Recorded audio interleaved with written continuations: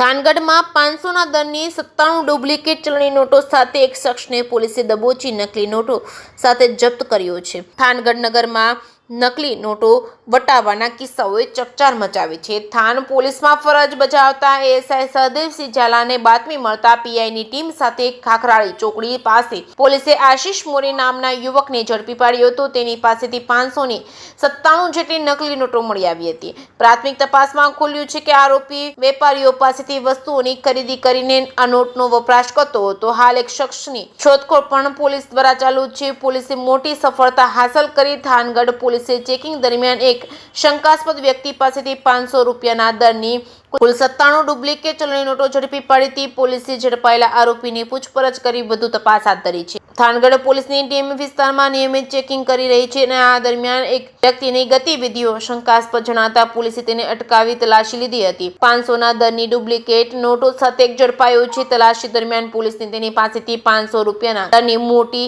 સંખ્યામાં ચલણી નોટો મળી આવી હતી. પોલીસે આ નોટોની અધિકૃતતા પર શંકા જતા તેમણે તાત્કાલિક બેંકના કર્મચારીને બોલાવી નોટોની ચકાસણી કરાવી હતી. બેંક કર્મચારીઓએ તપાસ કરતા જાણવા મળ્યું હતું કે આ તમામ 97 નોટો ડુપ્લિકેટ છે.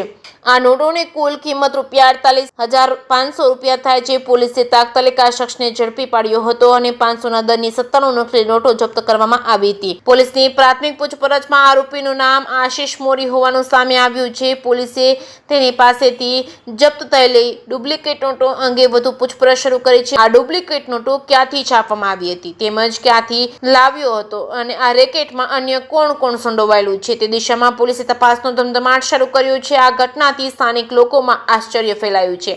પોલીસ દ્વારા આરોપી સામે કાયદેસરની કાર્યવાહી કરવામાં આવી રહી છે. આ કેસના મૂળ સુધી પહોંચવા માટે ઊંડાણપૂર્વક તપાસ હાથ ધરવામાં આવી છે. જે કેસ ગુજરાતી સાથે મહેશ ઉતરિયા, સુરેન્દ્રનગર.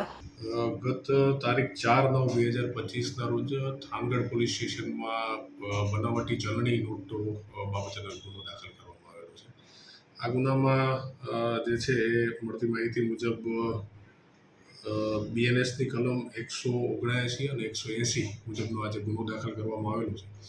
એમાં થાનગઢ પોલીસ સ્ટેશનના પીઆઈ જે છે એમને એક ખાનગી બાતમી મળેલી હતી કે જે આશિષભાઈ રાજુભાઈ મોરી જે પોતે અમરાપર કપૂરવાવ થાનગઢના રહેવાસી એ પોતે કોઈ શંકાસ્પદ વસ્તુ જે છે એ પોતે લઈને જતા હોય અને જે છે એ થાનગઢથી પસાર થવાના હોય. આ બાતમીના આધારે તેઓએ આ વ્યક્તિ જે છે એને અટકાયત કરી અને એની જ્યારે ઝડપી કરવામાં આવી તો ઝડપી કરતાં એની પાસેથી શંકાસ્પદ ચલણી નોટો જે છે એ પ્રાપ્ત કરવામાં આવી અને ચલણી નોટોના વેરિફિકેશન માટે ત્યારબાદ તુરંત જ એમણે જે સરકારી જે બેંક છે એ બેંકના અધિકારી અને સરકારી પંચોને બોલાવી અને એની ખરાઈ કરતા ખરેખર એ 500ના જે 500 રૂપિયાની બનાવટી ચલણી નોટ હોવાનું જે છે એ ફલિત થતાં એના વિરુદ્ધમાં ગુનો દાખલ કરવામાં આવેલો છે. હાલ જે ગુનો છે એ કુલ 2 આરોપીઓ વિરુદ્ધ છે. એક આશિષભાઈ જે છે એમના વિરુદ્ધ અને બીજા અજયભાઈ ઉગરેજીયા જે પોતે ખાખરાડી થાનનું જે ગામ છે ત્યાંના રહેવાસી છે. આ સિવાય અન્ય બીજા પણ જે આરોપીઓ જે છે એમની પણ અમને શંકા છે કે વધારે આમાં ઇન્વોલ્વ હોઈ શકે છે. હાલ આમનો જે રોલ છે એ બનાવટી નોટ વાપરવા અને મેળવવા બાબતેનો જ છે. આ સિવાય નોટ ક્યાંથી છપાયેલી હતી અથવા ક્યાંથી આગળનું શું નેટવર્ક છે એ બાબતેની તપાસ જે છે હાલ થાનગઢ પોલીસ સ્ટેશનમાં ચાલુ છે.